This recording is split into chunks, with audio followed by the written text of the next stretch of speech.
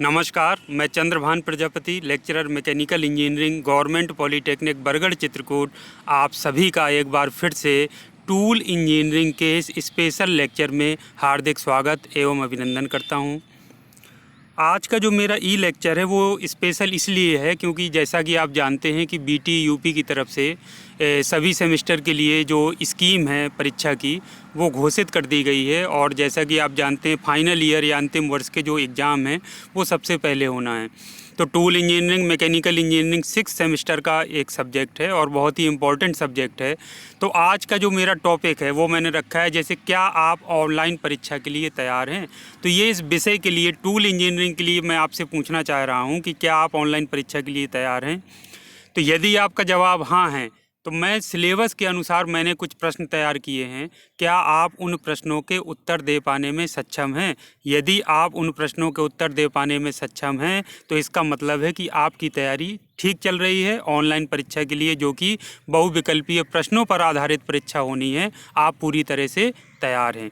यदि आप उन प्रश्नों के उत्तर दे पाने में सक्षम नहीं हैं, कोई कमी रह जा रही है, तो अभी भी वक्त है आप लोगों को उसकी तैयारी शुरू कर देना है और जल्दी से जल्दी वो टॉपिक्स को कवर कर लेना है। तो आइए बिना देरी किए शुरुआत करते हैं।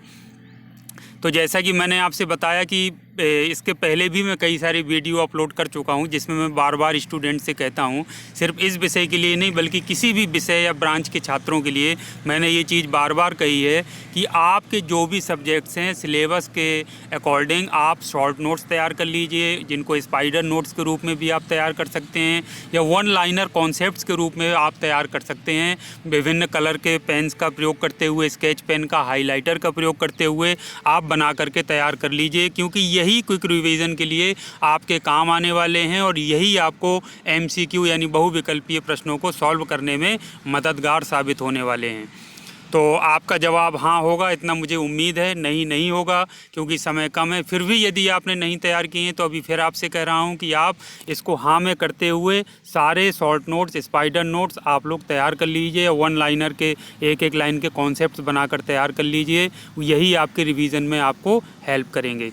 तो अब आप देखिए कि यदि आपका जवाब हाँ है, आपने सारे नोट्स तैयार करके रखे हैं इस विषय से संबंधित स्पाइडर नोट्स के रूप में या वन लाइनर के रूप में या एमसीक्यू के रूप में, तो आप देखिए क्या आप इन प्रश्नों को उत्तर दे पाने में सक्षम है। जैसे ही मैं प्रश्न आपके सामने आता है तो क्या आपके माइंड में आंसर आ जाता है। तो शुरुआत करते हैं सबसे पहले यूनिट 1 की। 3 यूनिट में पूरा टूल इंजीनियरिंग का सिलेबस बटा हुआ है, ज़्यादा लंबा चौड़ा सिलेबस नहीं है। तो उसमें सबसे पहले तो आपको पता है यांत्रिक गुण यानी कि मैकेनिकल प्रॉपर्टीज़ क्या होते हैं। कुछ बहुत इंपॉर्टेंट जो प्रॉपर्टीज़ होते हैं किसी भी मटेरियल की, वो जैसे प्रत्यास्थता, इलास्टिसिटी, प्रत्यास्थता, प्लास्टिसिटी, चीमड़पन यानी टफनेस, स्टिफनेस या रिजिडिटी जिसको कड़ापन या दृढ़ता कहते हैं, लचीलापन रेजिलियंस कहते हैं, सामर्थ्य आपका हो गया, सामर्थ्य में आपकी तनाव सामर्थ्य भी होती है, संपीड़न सामर्थ्य यानी कंप्रेसिव स्ट्रेंथ भी होती है। इसके अलावा बहुत इंपॉर्टेंट टर्म एक आता है हॉट हार्डनेस यानी तप्त कठोरता, हम इसको हिंदी में कह सकते हैं। तो ये बड़ा इंपॉर्टेंट है। तो इन सब के बारे में आपको जानकारी होगी ऐसा मुझे उम्मीद है, और वीडियो बनाकर मैं ये सारा चीज़ आपको एक्सप्लेन भी कर चुका हूँ, तो ये आपको पूरा पता होना चाहिए। अगला इसी प्रॉपर्टी के क्रम में कुछ और भी प्रॉपर्टीज़ हैं जैसे संघट्ट सामर्थ्य यानी इम्पैक्ट स्ट्रेंथ जिसको कहते हैं, मेलेबिलिटी यानी आघात वर्धनीयता या कुटिनीयता कहते हैं, डक्टिलिटी यानी तन्यता, ब्रिटलनेस यानी भंगुरता, हार्डनेस यानी कठोरता, फटीग यानी कि थकान हिंदी में कहते हैं, श्रांति कहते हैं, क्रीप यानी विसर्पण, और वियर रेजिस्टेंस यानी कि घिसाव प्रतिरोध। एक्चुअल में ये जो भी प्रॉपर्टीज़ हैं तो ये आपके लिए नई प्रॉपर्टीज़ नहीं हैं। आप फर्स्ट ईयर से ही इन प्रॉपर्टीज़ यानी गुणों के बारे में आपको पढ़ाया जाता रहा है। सेकेंड ईयर में भी जो आपका मटेरियल्स इंजीनियरिंग या मटेरियल साइंस के नाम से जो सब्जेक्ट होता है उसमें भी आप इन सारे गुणों के बारे में डिटेल में पढ़ते हैं और पढ़ते रहे हैं। तो ये सिर्फ रिवीजन पर्पज़ के लिए है। टूल इंजीनियरिंग में चूँकि जो कटाई औजार या टूल्स होते हैं उनके कुछ गुण ज़्यादा होना चाहिए, गुण की कम होना चाहिए। स्पेशली जो मैकेनिकल प्रॉपर्टीज़ हैं वो कौन कौन सी होती हैं उसकी जानकारी होना चाहिए। उसके हिसाब से आप उसकी प्रॉपर्टीज़, जो कटिंग टूल है उसकी प्रॉपर्टीज़ को आप डिसाइड कर सकते हैं। इसके लिए ये सिर्फ खाली रिवीजन के लिए है। तो उम्मीद करता हूँ कि आपने सारा पढ़ा हुआ है और आप इससे संबंधित प्रश्नों के जवाब दे सकते हैं। अब बात आती है कटाई औजार यानी कि कटिंग टूल्स की। तो ये सबसे पहला महत्वपूर्ण इम्पॉर्टेंट टर्म है कि आपको कटिंग टूल्स की जैसे ही बात हो तो पूरा परिभाषा आना चाहिए कि कटिंग टूल आखिर होता क्या है। क्या काम करता है कटिंग टूल। कटिंग टूल के द्वारा हम क्या करते हैं, कोई अगर हमारे पास पदार्थ है तो हम उसको वांछित आकार आकृति प्रदान करते हैं या इसके साथ साथ कुछ और भी करते हैं। तो ये जवाब हमारे माइंड में आना चाहिए। अब कटिंग टूल्स के लिए प्रमुख पदार्थ कौन कौन से होते हैं जो मार्केट में उपलब्ध हैं आसानी से, उनके बारे में पूरी जानकारी होना चाहिए। उन पदार्थों की संरचना यानी कंपोजिशन क्या होता है, यानी उनका मेन घटक क्या है उन पदार्थों का, वो पता होना चाहिए। उपयोग क्या है उन कटिंग टूल्स के, जो मटेरियल हैं उनके उपयोग कहाँ कहाँ होते हैं, कहाँ उनके एप्लीकेशंस हैं, इसके बारे में पूरी जानकारी होना चाहिए। तो कटिंग टूल्स के प्रमुख पदार्थ जो आपके सिलेबस में निर्धारित हैं और जो मैं आपको पढ़ा भी चुका हूँ डिटेल में, वो आपके सामने दिख रहे हैं। तो ये सारी जानकारी इन पदार्थों के बारे में आपको होना चाहिए, जैसे हाई स्पीड स्टील हो गया, स्टेलाइट हो गया, सीमेंटेड कार्बाइड हो गया, सेरेमिक्स हो गया, डायमंड यानी हीरा हो गया। तो ये सब बहुत ही इंपॉर्टेंट पदार्थ हैं और इन सब के बारे में आप डिटेल में पढ़ चुके हैं। इनके मुख्य घटक क्या होता है, इनके एप्लीकेशंस कहाँ कहाँ होते हैं और ये प्रमुख कटिंग टूल्स पदार्थ के रूप में क्यों प्रयोग किए जाते हैं, इन सब की जानकारी आपको है। तो उम्मीद करता हूँ कि आपके नोट्स में ये ज़रूर लिखे होंगे, इनका सारा डिस्क्रिप्शन लिखा होगा ताकि इनसे संबंधित कोई भी प्रश्न पूछा जाए आप उनको बता पाने में सक्षम हो पाएँ। अगला एक और इम्पॉर्टेंट है जो शायद मुझसे छूट गया था, वो कहलाता है CBN। इसका भी बहुतायत से प्रयोग किया जाता है कटिंग टूल्स के रूप में। फुल फॉर्म CBN का होता है poly crystalline cubic boron nitride. ये बहुत ही हार्डेस्ट मटेरियल्स में इसकी गणना की जाती है, तो ये भी ज़रूर आप इसके बारे में पढ़ लीजिए। इसको अगर परिभाषित करना चाहें तो ये एक ऐसा कटिंग टूल मटेरियल है जिसकी हॉट हार्डनेस यानी तप्त कठोरता एक्सीलेंट होती है, बहुत अच्छी होती है और इसको बहुत हाई स्पीड में कटाई करने के लिए उपयोग किया जा सकता है। तो ये CBN आपको, मैं अगर चूँकि बताना भूल गया था पहले की वीडियोस में, तो आपको इसको नोट कर लेना है अगर आपके नोट्स में नहीं लिखा हुआ है। अगला है, अब कटाई औजार कितने प्रकार के होते हैं, तो दो प्रमुख कैटेगरी होती हैं। एक तो सिंगल पॉइंट कटिंग टूल यानी एकल बिंदु कटाई औजार और बहुबिंदु कटाई औजार यानी मल्टी पॉइंट कटिंग टूल्स। तो आपको बताया था, तो एकल पॉइंट कटिंग, ये सिंगल पॉइंट कटिंग टूल जब आपने लिखा होगा हेडिंग तो उसकी ज्योमेट्री बनाई होगी, ज्यामिति संरचना कैसा होता है सिंगल पॉइंट कटिंग टूल, उसके प्रमुख एंगल कौन कौन से होते हैं, फेस कैसा होता है, फ्लैंक क्या होता है, रैक एंगल क्या होता है, ठीक है, एंड रिलीफ एंगल क्या होता है, नोज़ रेडियस क्या होती है, तो आपने उसमें बना रखा होगा, इसका मुझे पूर्ण विश्वास है। तो उससे संबंधित जो भी प्रश्न पूछा जाएगा आप उसका जवाब दे लेंगे, क्योंकि आपकी ज्योमेट्री बिल्कुल माइंड में है सिंगल पॉइंट कटिंग टूल की। जैसे ही सिंगल पॉइंट कटिंग टूल का नाम लो, ज्योमेट्री उसकी बिल्कुल आंखों के सामने हमारे आ जानी चाहिए।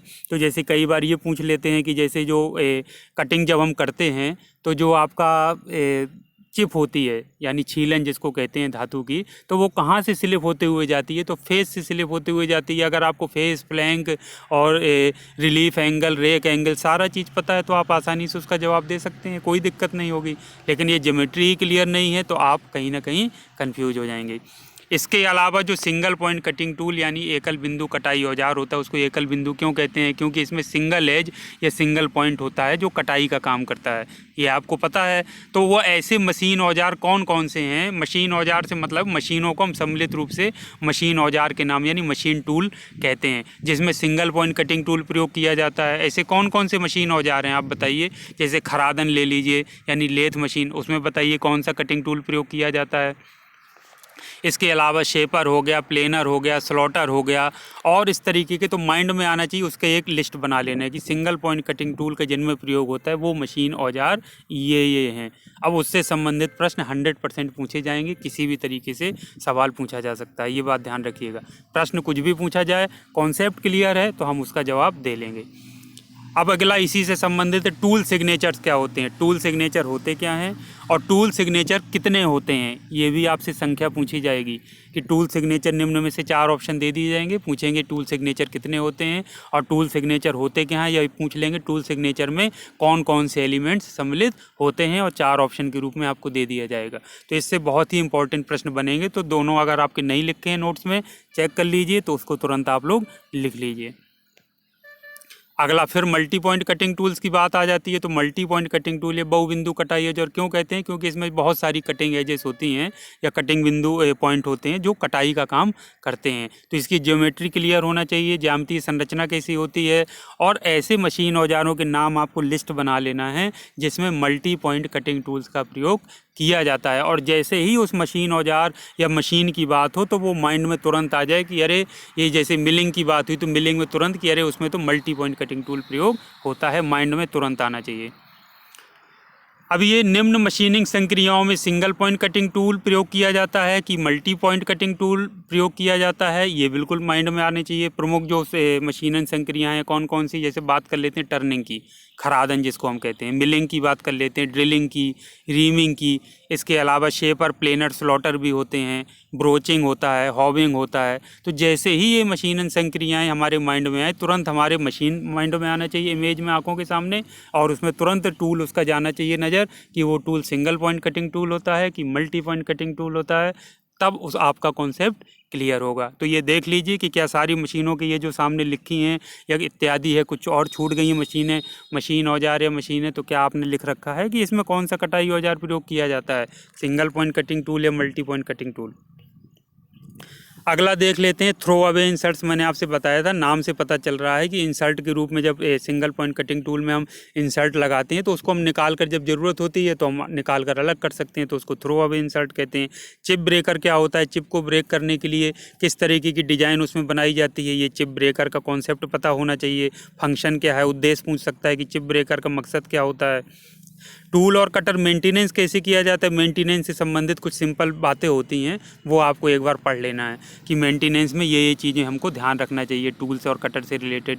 अब इसके अलावा रीग्राइंडिंग और लैपिंग प्रक्रिया क्या होती है टूल के संबंध में, ये आपको क्लियर पता होना चाहिए। तो बिल्कुल आसान है, नहीं लिखा है नोट्स में तो लिख लीजिए, गूगल में आप सर्च करेंगे रीग्राइंडिंग तो तुरंत आ जाएगा, उसको 2 पॉइंट लाइन लिख लीजिए। लैपिंग का भी आप खोज लीजिए, आप पहले भी पढ़ चुके हैं, कुछ सब्जेक्ट 5th सेमेस्टर में आपने पढ़े थे जिसमें ये सारे कॉन्सेप्ट क्लियर आपको कराए गए थे, आपके सिलेबस में थे, तो आपको ज़्यादा परेशानी नहीं होगी।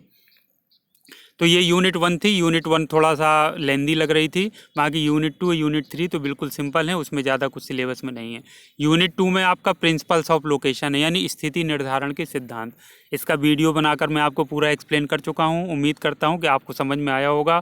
आपने स्थिति निर्धारण के सिद्धांत को अपने नोट्स में शॉर्ट नोट्स के रूप में लिख लिया होगा।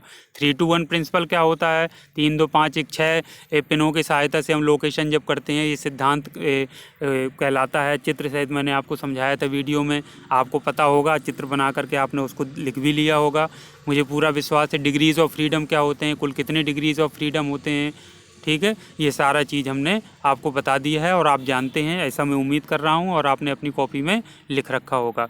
अब ये लोकेटिंग डिवाइस जो होते हैं, लोकेशन के लिए जो डिवाइस प्रयोग किए जाते हैं वो कितने प्रकार के होते हैं। क्लैंपिंग डिवाइस होते हैं, तो क्लैम्प्स के क्या उद्देश्य होते हैं, क्लैम्प्स कितने प्रकार के होते हैं, इसको भी एक बार थोड़ा पढ़ लीजिए, रिवीजन कर लीजिए, ताकि आप बिल्कुल जो 4 आपको ऑप्शन मिले तो आप सही ऑप्शन को पहचान सकें। वी लोकेशन क्या होता है, कॉनिकल लोकेशन क्या होता है, इसका भी थोड़ा सा एक बार आप लोग देख लीजिए, तो आसानी से आपको ऑब्जेक्टिव टाइप या बहुविकल्पीय प्रश्न करने में कोई भी दिक्कत या समस्या नहीं होगी। तीसरा हम बात कर लेते हैं, जो तीसरी यूनिट है वो भी बिल्कुल है, वो जिग एंड फिक्सचर्स के बारे में। तो जिग क्या होता है, फिक्सचर क्या होता है, मैंने आपको बताया है, पूरा समझाया है, चित्र सहित बताया है। और जिग एंड फिक्सचर्स में क्या समानताएं होती हैं और क्या इनमें मेन अंतर होते हैं, और जिग एंड फिक्सचर्स की आवश्यकता क्या है, यानी इसकी नीड क्या है, आखिर जिग एंड फिक्सचर्स से हमको क्या क्या एडवांटेजेस हैं। तो ये सारी चीज़ें भी आपको पढ़ना है, क्या क्या जटिलताएं हैं, और ये चीज़ आपको अच्छे से पढ़ लेना है जिग एंड फिक्सचर्स के बारे में। अब बात आती है जिग और फिक्सचर्स डिज़ाइन के आधारभूत सिद्धांत क्या हैं, यानी fundamental principles of jig and fixtures क्या होते हैं, इसके भी आपको पूरी जानकारी होना चाहिए। तो इसके बारे में आप पूरा जानकारी कर लीजिए, पढ़ लीजिए, मैं भी इसके बारे में बता चुका हूँ। और कोई भी चीज़ अगर समझ में ना आई हो तो कमेंट बॉक्स में आप कमेंट करके मुझसे पूछेंगे तो मैं आपको इसके बारे में पूरा बता दूंगा। तो जिग एंड फिक्सचर्स के बारे में, उसमें जिग में जो बुशिंग्स यूज होती हैं, बुश का क्या कार्य है, ये सारी चीज़ें, जैसे अब ये बुश का प्रकार, बुश के लाभ, एडवांटेजेस ऑफ बुशिंग्स क्या हैं, बुश कहाँ यूज किया जाता है जिग में कि फिक्सचर में, तो जिग के बारे में पूरा बताया था, उसमें आप पढ़ लीजिए, बुश कैसा होता है, क्यों यूज किया जाता है, ये सारा जानकारी आपको है, तो वो आपकी कॉपी में लिखा होना चाहिए। अब ये ड्रिलिंग जिग जैसे होते हैं तो वो कितने प्रकार के होते हैं, टेम्पलेट जिग होता है, चैनल जिग होता है, तो देखने में कैसा होता है, ताकि घुमाकर इनसे संबंधित यदि कोई प्रश्न पूछ लिया जाए तो आप उसका जवाब दे सकें। Latch jig, quick acting jig, indexing jig, box jig, ये क्या होते हैं जिग अलग अलग। एक बार अगर डायग्राम आप देख लेंगे तो उसको आसानी से आपको समझने में आसान हो जाएगा कि आखिर ये जिग होते क्या हैं, अलग अलग जो डिफरेंट टाइप्स हैं। इसके अलावा फिक्सचर के भी कुछ प्रकार होते हैं, तो सिंपल फिक्सचर होता है, सरल फिक्सचर वो क्या होता है, मिलिंग फिक्सचर, मिलिंग मशीनों में जो प्रयोग किया जाता है, वेल्डिंग के लिए जो प्रयोग किया जाता है वेल्डिंग फिक्सचर, टर्निंग के लिए यूज किया जाता है turning fixture, assembly fixture, inspection के लिए इंस्पेक्शन फिक्सचर। तो इस तरीके के अलग अलग पर्पज़ के लिए जो फिक्सचर प्रयोग किए जाते हैं वो इतने प्रकार के होते हैं। तो उनका क्या कॉन्सेप्ट है, आखिर उसमें क्या भिन्नता होती है दूसरे फिक्सचर से, तो ये आपको चित्र सहित आप एक बार देखेंगे तो आपको क्लियर हो जाएगा कॉन्सेप्ट।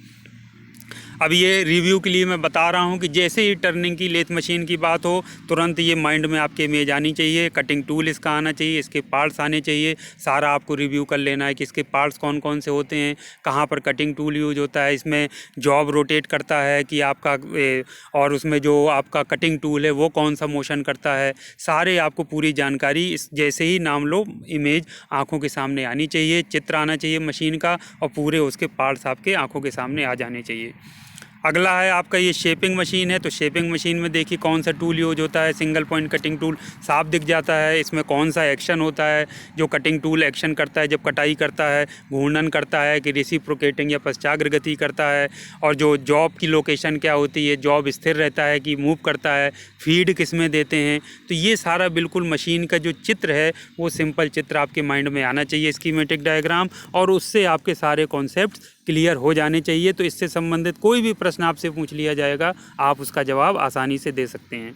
अब ये देख लीजिए प्लेनिंग मशीन का स्कीमेटिक व्यू दिया है, तो प्लेनर कैसे काम करता है, सिंगल उसमें जो सिंगल पॉइंट कटिंग टूल होता है उसका क्या एक्शन होता है, कौन सी गति करता है, जो आपका जॉब होता है या कारखंड वो कौन सी गति करता है, किस प्रकार से उसमें कटिंग टूल लगा होता है। तो वो बिल्कुल देखते ही आपको माइंड में इमेज जब आंखों के सामने आ जाएगी तो आप सारे प्रश्नों का जवाब उसमें दे लेंगे, कॉन्सेप्ट क्लियर रहेगा। ड्रिलिंग मशीन का स्कीमेटिक आप देख लीजिए, ड्रिलिंग में ड्रिल लगा हुआ है, कैसे किस पोजीशन में लगा होता है, जॉब या कारखंड कैसे लगा होता है, क्या क्या स्ट्रक्चर होती है, उसके पार्ट्स मशीन के कौन कौन से होते हैं। तुरंत कोई भी सवाल आपसे पूछ लिया जाएगा आप उसको बता लेंगे। मिलिंग प्रोसेस क्या होती है, मिलिंग आप जानते हैं, मिलिंग की मशीन की इमेज वर्टिकल जो हेड होता है वर्टिकल मिलिंग होती है कैसी होती है, हॉरिजॉन्टल मिलिंग कैसी होती है, यूनिवर्सल मिलिंग का हेड कैसा होता है। तो ये सारा चीज़ आपको क्लियर होना चाहिए। इसमें रैम किसको कहते हैं, आर्बर किसको कहते हैं, जो कटिंग टूल है वो कहाँ लगा होता है, कटिंग टूल कौन सा होता है, और उसमें जॉब कहाँ पर लगी होती है, कौन कौन से मूवमेंट होते हैं, इसमें मशीन के पार्ट्स कौन कौन से होते हैं। एक बार ही डायग्राम देख करके सारा आपको क्लियर हो जाना चाहिए। ये डिफरेंट टाइप्स की मिलिंग, ये जो कटर्स होते हैं वो आपके सामने दिए गए हैं जो विभिन्न ऑपरेशन के लिए यूज किए जाते हैं। अब ये देखिए इसमें दो तरीके की मिलिंग होती है, कन्वेंशनल मिलिंग जिसको अप मिलिंग कहते हैं और डाउन मिलिंग कहते हैं, क्लाइंब मिलिंग जिसको बोला जाता है। तो ये दो तरीके से होती है। ये देखिए एक्चुअल मशीन का चित्र है। अगर एक बार मशीन आपने देख ली है तो जीवन में कभी आपको नहीं भूलना चाहिए। ये देखिए दाहिने तरफ आपको दिख रही है हॉरिजॉन्टल मिलिंग मशीन और आपको बाएँ तरफ दिख रही है वर्टिकल मिलिंग मशीन। ये मिलिंग कटर्स हैं, एक्चुअल आपके सामने लिखे हुए हैं, दिख रहे हैं आपको स्क्रीन पर। तो आप देखिए सामने किस तरीके की edges multi point cutting tool है ये, क्योंकि बहुत सारी एजेस इसमें कटाई के लिए प्रयोग की जाती हैं।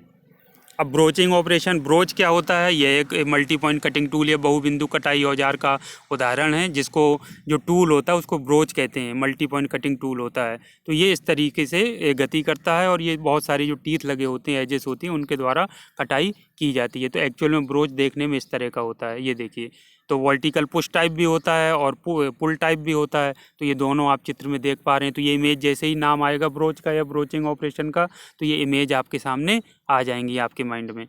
अब ये देखिए इसके पार्ट्स कौन कौन से होते हैं। इसमें कटिंग टीथ होते हैं, फिनिशिंग टीथ होते हैं, रियर पायलट कहलाता है, पुल एंड जहाँ से पुल किया जाता है, नेक होता है। तो ये इसकी ज्योमेट्री जब आप एक बार देख लेंगे तो आपको सारा चीज़ क्लियर हो जाएगा। जैसे ही आपसे नाम लिया जाए आपसे इसके लिए तुरंत आपको माइंड में तुरंत आ जाना चाहिए कि हाँ ये टूल इस तरीके का होता है। तो ये ब्रोचिंग टूल या ब्रोच कहना चाहिए, आपके सामने दिख रहा है। तो ब्रोच जैसे ही माइंड में आएगा सारा आपको इमेज क्लियर हो जाएगा। अरे ब्रोच तो इस तरह का होता है और इसका ये इसमें इस तरीके की गति करता है, इस तरह के इतने टीथ होते हैं और इस तरह से इसमें ये पार्ट्स होते हैं। तो ये इसकी ज्योमेट्री है। तो उम्मीद करता हूं कि ये सारे सवाल जो मैंने सिलेबस के अनुसार पूरे बताए हैं आपने अपनी कॉपी में नोट्स के रूप में, संक्षिप्त नोट्स के रूप में बना लिए होंगे, और इनसे संबंधित कोई भी प्रश्न आपसे पूछे जाएंगे तो आप उनका उत्तर दे पाने में सक्षम होंगे। ये जब आपसे हो जाए, इतने प्रश्नों के आप जवाब दे लें, उसके बाद अब आपको MCQ या बहुविकल्पीय प्रश्न जहाँ से भी मिलें, ऑनलाइन, इंटरनेट से, किसी ग्रुप में आपको भेजे जा रहे हो, आप सॉल्व करना शुरू करिए और देखिए क्या आपके कॉन्सेप्ट जो आपने नोट्स बनाए तो उसकी हेल्प से आप उन MCQ प्रश्नों या बहुविकल्पीय प्रश्नों को सॉल्व कर पा रहे हैं, और कुछ आपको नए पॉइंट्स मिलते हैं, नई चीज़ें अगर उनमें मिलें तो उसको आप अपने नोट्स में नोट कर लीजिए, उसको नोट में जोड़ लीजिए अपनी वन लाइनर कॉन्सेप्ट के रूप में। तो आज के लिए इतना काफ़ी है। अब आपको जो एक काम करना है वो कमेंट्स बॉक्स में आप लिख के बताइए कि सर ये चीज़ हमको कम समझ आई है, इसका वीडियो बनाकर हमको दोबारा समझा दीजिए। तो उससे संबंधित वीडियो में सारे जो कमेंट्स होंगे उनको कलेक्ट करके वो वीडियो सारे कॉन्सेप्ट्स में एक वीडियो बना करके क्लियर कर दूंगा, या ज़रूरत पड़ेगी तो यूट्यूब में लाइव क्लास लेकर के मैं सारे कॉन्सेप्ट्स को क्लियर कर दूंगा। तो आप इसी तरीके से पढ़ते रहिए। मैं उम्मीद करता हूँ कि आपके सभी पेपर्स बहुत अच्छे जाएंगे। आज के लिए इतना काफ़ी है। Thank you very much. आपका दिन शुभ हो।